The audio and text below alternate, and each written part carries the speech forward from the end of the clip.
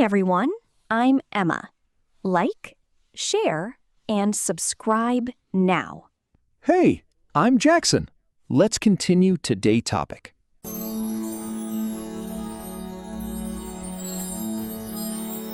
Hello, everyone. Welcome back to Simple English Talks. I'm so happy you're here with us today. How are you doing? I hope you're having a wonderful day, wherever you are in the world. Hey there! Great to see you all again. I was just thinking about how many messages we get from our listeners every week. So many of you write to us and say the same thing. Oh, I know exactly what you mean. We get this one question all the time. People write things like, I studied English for 5 years. I know thousands of words. But when someone speaks fast, I can't understand anything. Does that sound familiar to you? If that sounds like you, then today's episode is made for you. Today we're talking about something really important. Why you understand English words, but still can't understand real English when you hear it. And by the end of this episode, you're going to understand exactly why this happens. We're going to explain the reasons, and we're going to give you real tips you can start using today. This is going to be a really eye-opening episode. We'd love to hear from you right now. Tell us in the comments, when do you have the most trouble understanding English? Is it movies? Native speakers talking fast? Phone calls? Let us know. And if you haven't already, please hit that subscribe button right now so you don't miss any of our Simple English Talks episodes. We make new episodes every week to help you improve your real English. Let's get into it. Let's go! So the first thing we need to understand is there's a big difference between knowing a word and recognizing a word when you hear it. Those are two very different skills, and that's where the problem usually starts. So let's start at the beginning. When you study English, what do? You read words. You see them written on the page. You learn the spelling. You memorize the meaning. That's great. That's really important. But here's the problem. Written English and spoken English are actually very different. When you read the word want to, you see W-A-N-T space T-O. Two clear words, easy to understand. But when a native speaker says it fast, they don't say want to, they say wanna. It sounds completely different. Right. And your brain has practiced reading want to hundreds of times, but it has never heard wanna, at least not enough to recognize it automatically. So when you hear it, your brain goes blank. Can you think of other examples like this? Try this. How does a native speaker say going to? They say becomes hafta. And these are called reductions, and they happen all the time in natural spoken English. So here's the key point. The words you know from studying are the dictionary versions, the full, clear, slow versions. But native speakers use reduced, connected, fast versions every day. And if you've never trained your ears to hear those, you're going to feel lost. Think of it like this. Imagine you studied how to read music notes on paper. You practiced reading them for years, but you've never actually listened to music. So when a real song plays, you can't follow it. That's exactly what happens with spoken English. I remember when I was first learning, I watched a movie and I kept thinking, I know all these words, so why can't I understand what they're saying? And the answer was exactly this. I knew the words, but I didn't know how they sounded together in real speech. So here's your first tip. The solution isn't to study more vocabulary. You probably already know enough words. The solution is to train your listening. You need to expose your ears to real, natural, connected speech, not just slow, clear textbook audio. We're going to talk about how to do that throughout this episode. But first, let's look at another big reason why this happens. What do you think the second reason is? Before we get there, write in the comments, do you use wanna and gonna when you speak? Or do you still say want to and going to? There's no wrong answer. We just want to know. All right, so we talked about reductions, but there's another huge reason why you can't understand fast speech, and it's called connected speech. Let me explain what that is. In English, when native speakers talk, they don't say one word, stop, then say the next word, stop. No, they connect words together. The end of one word flows right into the beginning of the next word, so it sounds like one long stream of sound. For example, think about the phrase, turn it off. If you say it slowly and clearly, turn it off, your brain can understand it easily. But in natural speech, a native speaker says, turn it off. It sounds like one word, and if you've never heard it that way, your brain can't break it apart. Here's another one. Did you eat it? In natural speech, it becomes, did you eat it? And what are you doing becomes, what are you doing? The individual words almost disappear inside the connected phrase. And this is really important. Native speakers don't do this on purpose to confuse you. This is just how natural speech works. It's not bad pronunciation, it's normal, fluent English. Every language does this, actually. Right. In French, in Spanish, in Arabic, all languages have connected speech. So this isn't an English problem. It's a listening training problem. And the good news is, your brain absolutely can learn to recognize these patterns. It just needs practice. So here's the difference between formal and informal usage. In a job interview or a formal presentation, people speak more slowly and clearly. But in a casual conversation with friends, at a restaurant, watching a TV show, that's where connected speech is everywhere. So here are 3 things you can do to improve.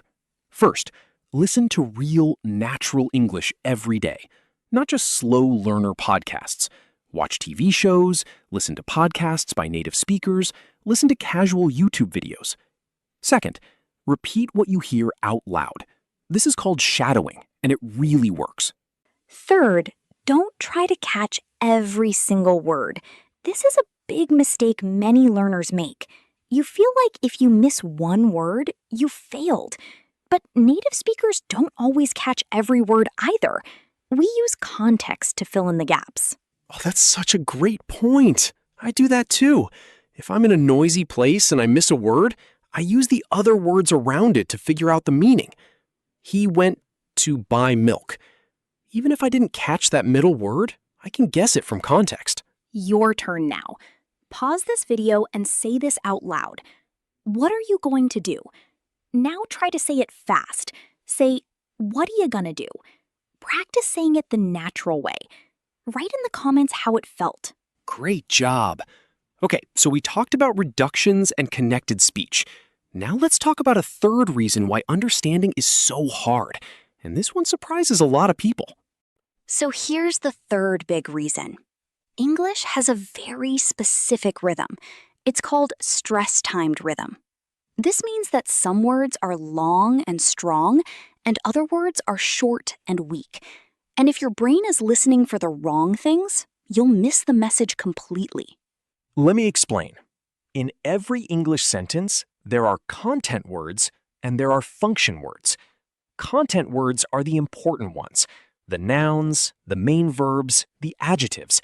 Things like eat, coffee, beautiful, run. These words carry the main meaning. And function words are the small words. The, is, are, of, at, in, to. These words are important for grammar, but they don't carry the main meaning. And in natural speech, native speakers make content words loud and clear, and function words short and quiet. So in the sentence, I'm going to the store to buy some milk, the important words are going, store, buy, and milk.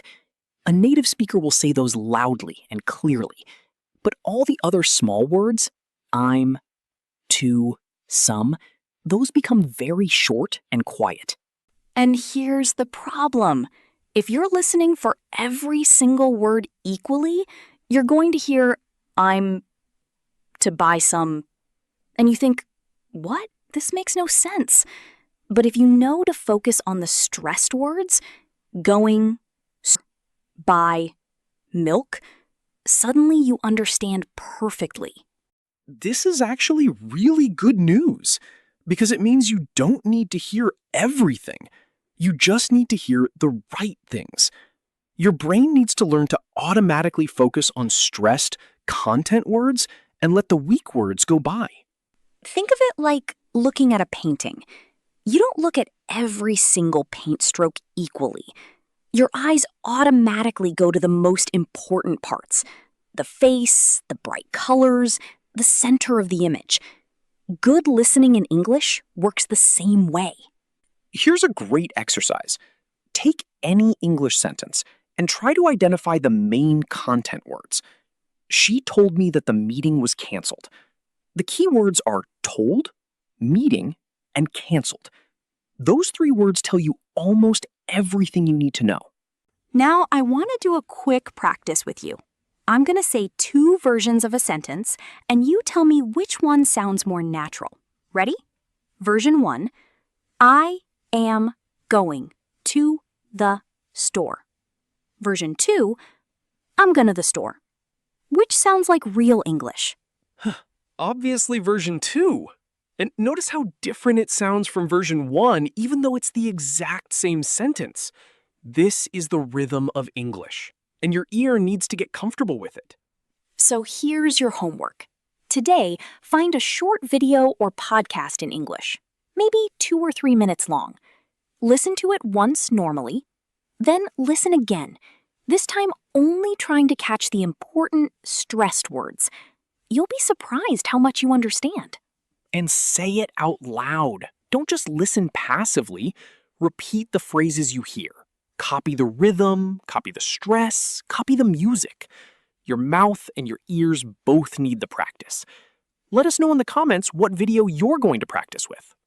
Okay, you know what? I want to be honest with you. When I was improving my listening, I made so many mistakes, and I see learners making the same ones all the time. So let's talk about the most common mistakes and how to fix them. Mistake number 1. Only listening to slow, clear English for learners. This is a trap.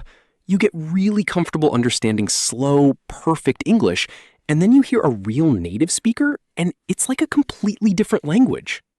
And why is this a mistake? Because your brain adapts to what it practices. If you only practice with slow audio, your brain gets used to slow audio. It doesn't automatically transfer to fast, natural speech. You need to practice with real English, even when it's hard. The fix. Still use learner content. That's fine, it's helpful. But add some real English every day too. Even just 5 minutes of a real TV show or native speaker podcast. Push yourself a little outside your comfort zone. Mistake number 2. Pausing and looking up every word you don't know. I used to do this. I'd watch a TV show with my finger on the pause button, and every time I missed a word, I'd stop and look it up. And after 20 minutes, I'd still be on the first scene. The problem with this is that you're not training your brain to process language in real time. Real conversations don't have a pause button, and looking up every word actually makes you more anxious and less confident. The fix? Try a no-pause practice. Choose something a little easier than your normal level. Watch or listen without stopping. Let the words you don't catch just go by. Focus on the overall meaning. Your brain will start to fill in the gaps naturally over time. Mistake number 3. Only listening, not speaking. This one surprises people, but speaking and listening are connected skills. When you learn to pronounce English naturally, with contractions, with reduced sounds, with the right stress, you also start to understand those sounds when other people use them. Yes, because when you practice saying wanna and gonna and hafta, your brain builds a stronger connection to those sounds. So when you hear them, recognition becomes faster and automatic. And mistake number 4, expecting to understand everything all at once. If you're watching a fast TV show and you only understand 60%, that's not failure, That's progress. Even 60% understanding means you're doing something right. Don't give up. We want you to know every English learner goes through this phase. Even people who are now very fluent in English had a period where they could read it fine but couldn't understand fast speech. You are not alone in this, and it absolutely does get better. Tell us in the comments, which of these mistakes are you making right now? No judgment at all. We want to help you move past them. All right, let's do some practice together. I want you to choose the sentence that sounds more natural in real English conversation.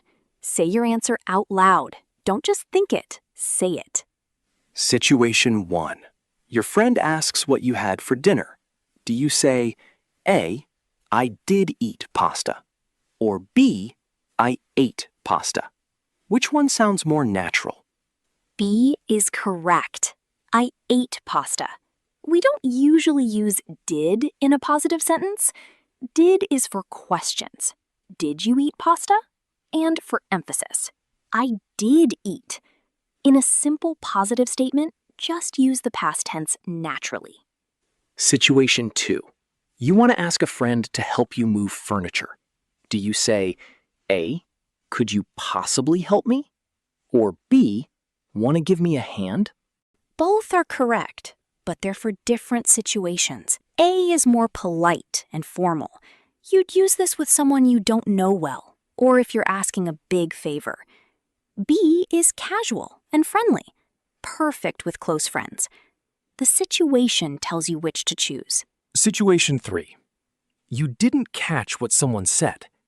Do you say, A, I'm sorry, could you repeat that? Or B, huh? Both are possible. A is polite and formal. B works with close friends, but not in professional situations. Knowing the difference is real English skill. Situation 4. You're trying to understand a native speaker who talks fast. Should you A, ask them to slow down every time? Or B, listen for the key words and use context? B is the better long-term strategy. Sometimes asking someone to slow down is fine. Don't be afraid to do it. But as a regular habit, training yourself to listen for key words will make you a much stronger listener over time. Now here's a challenge for you. Try to create your own example sentence using connected speech. I have to go to work, and say it the fast, natural way. What does it sound like? Write your answer in the comments. And remember, the goal isn't to sound like a perfect textbook. The goal is to communicate clearly and naturally. Real English is about connection and meaning, not perfection. Wow, we covered so much today. I'm really excited about this episode because I think it solves a mystery that so many English learners have. You're not bad at English. You've just been training the wrong skill. That's exactly right. Today, we covered 3 main reasons why you understand English words but struggle with real English. Number 1, reductions. Want to becomes gonna, and your ear needs to get used to these. Number 2, connected speech. Words flow together and create new sounds at the boundaries. Number 3, stress and rhythm. English has a music to it, and content words carry the meaning, while function words become very short and quiet. And the great news is, all of these things can be learned. Your brain is amazing. It can absolutely learn to recognize fast, natural English. It just needs the right kind of practice. The key is to listen to real English regularly, repeat out loud, and not be afraid of making mistakes. Here's something to practice after this episode. What kind of English have you been listening to most? Is it mostly slow, clear content made for learners? If yes, that's your first thing to change. Add a little bit of real, natural English every day and watch what happens. We want to hear from you. Tell us in the comments, what's one thing from today that surprised you most? Was it the reductions, the connected speech, the stress and rhythm? Let us know. And please like this video and share it with another English learner who needs to hear this. Help us grow the Simple English Talks family. We are so proud of you for being here and working on your English. Learning a language is not easy, and every single minute you spend practicing is making you better, even if you can't see it yet. Your listening will improve. Just keep going. We believe in you. See you next time.